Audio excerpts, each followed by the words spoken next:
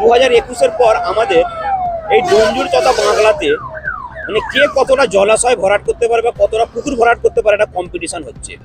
শুধু বাংলার মুখ্যমন্ত্রী মমতা বন্দ্যোপাধ্যায় নয়, হাইকোর্ট এমনকি সুপ্রিম কোর্টের নির্দেশকে বুড়ো আঙুল দেখিয়ে বিঘার পর বিঘা জলা জমি ভরাট করে এলাকাকে বিপদের মুখে ফেলার চেষ্টা করছে কয়েকজন জমি মাফিয়া। আর সেই ব্যাপারে প্রশাসনিক আধিকারিকরা চোখ বুজে বসে আছেন, তারা নাকি কিছুই জানেন না।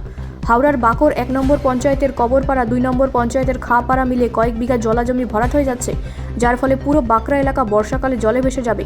বাঁকড়া 1 নম্বর পঞ্চায়েতের প্রধান আক্তার হোসেন মোল্লা তার বক্তব্যে বলেন, তার কথা অমান্য করে এই কাজ করা হচ্ছে। তিনি সম্পূর্ণ এই কাজের বিরোধিতা করেন। 2 নম্বর পঞ্চায়েতের প্রধান লায়লা বেগম বলেন, তিনিও নাকি এ বিষয়ে কিছুই জানেন না। আশ্চর্যের বিষয় হলো, ডোমজুর বিধায়ক কল্যাণ ঘোষ, যার কথা ছাড়া গাছের একটা পাতাও নড়ে না, এলাকার সেই বিধায়ক পর্যন্ত বলছে আমি এ ব্যাপারে কিছুই জানি না। অবিশ্বাস্য হলেও সেটাই বিশ্বাস করতে হলো সাংবাদিকদের। তবে হ্যাঁ, তিনি সাংবাদিকদের সামনে প্রশাসনকে ফোন করে কাজ বন্ধ করবার নির্দেশ দেন। কিন্তু প্রশ্ন হলো, তাহলে কার আঙুলি হেলনে এত বড় সাহস পায় জমি মাফিয়ারা?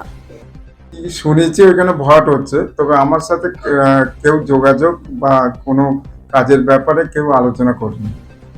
আমি সম্পূর্ণ অন্ধকারই আছি। আমরা তো আপনাকে জানালাম, আপনি কি পদক্ষেপ নেবেন? দেখুন, এইখানে যেহেতু আমার ওইখানে সাপুজি পালংজি আছে, উনি কোম্পানি এবং হাইফাই ব্যাপার আছে, তা আমাকে না জানিয়েই ওরা যখন কে বা কাকে নিয়ে করছে, এটা আপনারা তদন্ত করে দেখুন। ওখানকার আশেপাশের মানুষরা বলছে, তাদেরকে বলা হয়েছে এটা কেন দিয়ে করছে, কিন্তু কোনো বোর্ড নেই বা কিছু নেই, বিঘার পর বিঘা জমি জেসিপি দিয়ে ভরাট করা হচ্ছে। কি বলবো? দেখুন, ওইখানে যে ভরাট হচ্ছে, আমি একটা প্রধান হিসাবে বলতে চাই যে আমার ওইখানে যখন উঁচু হয়ে যাবে তখন আমার এলাকা সম্পূর্ণভাবে ডুবে যাবে, এটা আমি ফিল করছি। এবং আমি কিছু মানুষকে ওই এলাকা বলেছিলাম, কিন্তু মানুষের সেই রকম আমি সাড়া পেলাম না।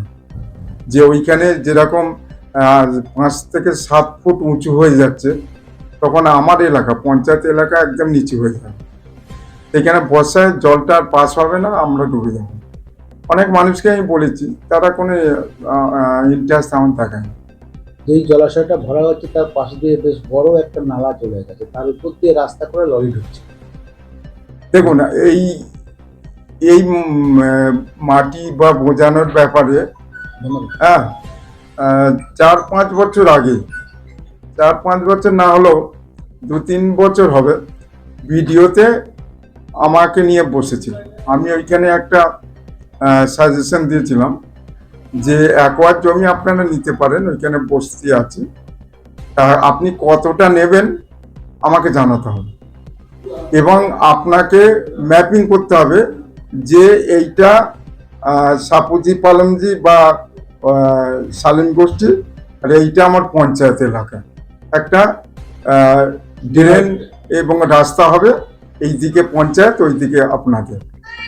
ব্যুরো রিপোর্ট, রাষ্ট্রীয় প্রসার বাংলা।